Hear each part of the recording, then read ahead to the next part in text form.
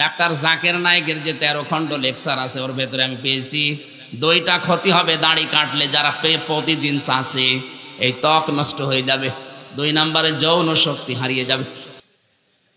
বেশি যারা খাবার খায় দেখবেন 2টা জিনিস বড় হয় তাড়াতাড়ি, একটা মোষ আর একটা ভুঁড়ি। এত বড় বড় মোষ হয়ে যায়, জেনারেল ওসমানের মতো পাকিয়ে রাখে, উকুন হয় ভেতরে, টের পায় না।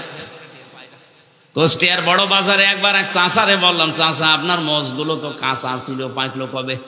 বলছে ভাতিজা মোষ পাকা না, দুধ খেতে যে সর লেগেছে। কি বড় মোষ, চিন্তা করে, যেটা রাখার দরকার ওটা রাখে না।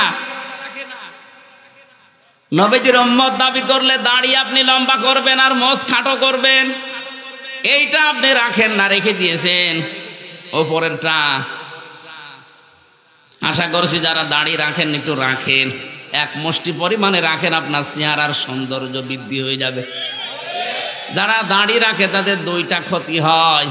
ডাক্তার জাকির নায়েকের যে 13 খণ্ড লেকচার আছে ওর ভেতরে আমি পেয়েছি 2টা ক্ষতি হবে দাড়ি কাটলে, যারা প্রতিদিন চাষে এই ত্বক নষ্ট হয়ে যাবে, 2 নম্বরে যৌন শক্তি হারিয়ে যাবে। আপনি যুবক হওয়ার জন্য দাড়ি কেটে ইয়াং সাজেন, এদিকে ব্যাটারি যে লো হয়ে যাচ্ছে। আমি আর নিচে নামলাম না, এরপরেও যদি কেউ না রাখে এ তার বিবেকের ওপরে দিলাম, যা। হ্যাঁ রাখবেন, হ্যাঁ প্রত্যেকটি নবীর সুন্নত ছিল দাড়ি রাখবেন।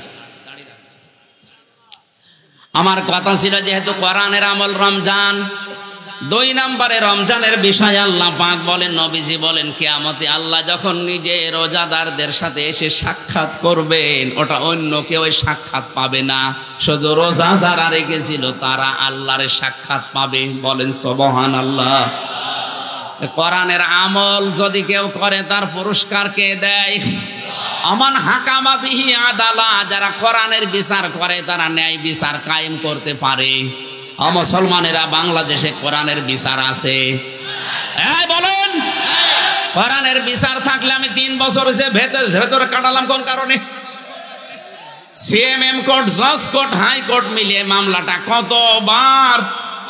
ওনারা বলে হাইকোর্টের বিচারপতি বলে না আমি জানি না। আপনার চেয়ারে বসে থাকার দরকার কি?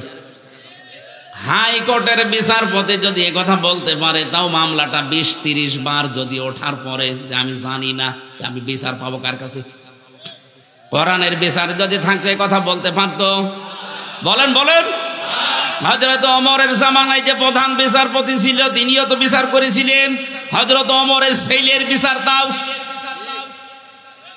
এজন্য কোরআনের বিচার থাকলে সেখানে ন্যায় বিচার পাওয়া যায়, কোরআনের বিচার না থাকলে সেখানে অবিচার শুরু হয়।